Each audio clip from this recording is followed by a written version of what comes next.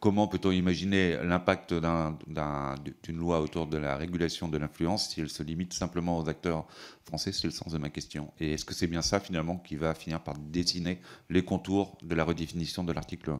Notre intention en tant que rapporteur, elle n'est pas de modifier l'article 1 pour restreindre la définition géographique de l'influence commerciale ou de la personne qui exerce l'influence commerciale, notamment parce que, comme je l'ai dit, il n'y a pas de question de nationalité, hein, et une grande partie de ceux qui exercent l'influence commerciale depuis l'extérieur de la France le font aussi depuis l'extérieur des frontières de l'Union européenne, et cette loi s'applique à eux. Et les sanctions s'appliquent à eux aussi. Et ils devront respecter cette loi. Il est important qu'ils le sachent et que leur audience le sache. La seule question, effectivement, est l'alignement avec la règle du pays d'origine dans le cadre d'influenceurs qui évolueraient et qui exerceraient leur activité depuis un pays tiers.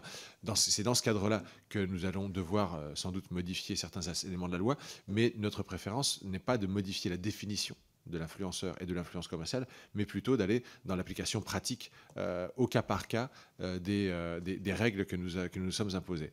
Il se pose éventuellement une question supplémentaire avec l'application et le fait que l'activité d'influence commerciale rentre dans le périmètre de la directive SMAD, mais là encore, c'est un sujet de débat qui est débattu actuellement entre Bercy et la Commission, avec notre participation. Et en tout état de cause, nous pensons que toute modification, en tout cas c'est notre objectif, toute modification de l'article 1 ne changerait pas fondamentalement la vision initiale que nous avions de ce que doit être l'influence commerciale. Monsieur Delaporte. Bah écoutez, merci Président, tout a été dit par mes collègues. Juste pour dire à ceux qui croient que parce qu'on va respecter ce qu'on doit faire et ce qu'on va faire évidemment, hein, la règle du principe du pays d'origine, ceux qui sont en Belgique et qui font de la mauvaise influence en France vont être impunis, que ça serait une voie détournée pour finalement contourner la loi. La réponse est évidemment non, puisque déjà les pays européens vont se doter de règles similaires, puisqu'on peut espérer que ce cadre va exister au niveau européen, mais si ce cadre similaire n'existe pas dans les pays concernés, la France pourra faire des procédures pour que ces personnes soient punies s'il n'y a pas de protection équivalente. Et ça, on l'explique très précisément dans notre rapport, je vous y envoie, mais on détaille toute la procédure.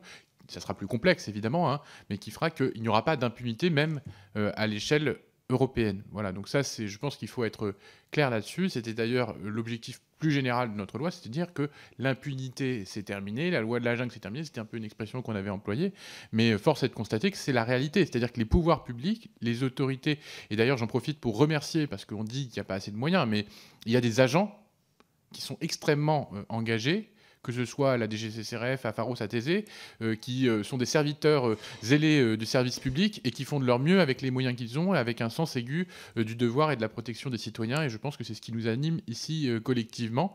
Et donc, voilà, il n'y a pas de message laxiste à envoyer, puisque la loi est là, nous sommes là, le droit est là. Et merci, chers collègues, pour votre attention.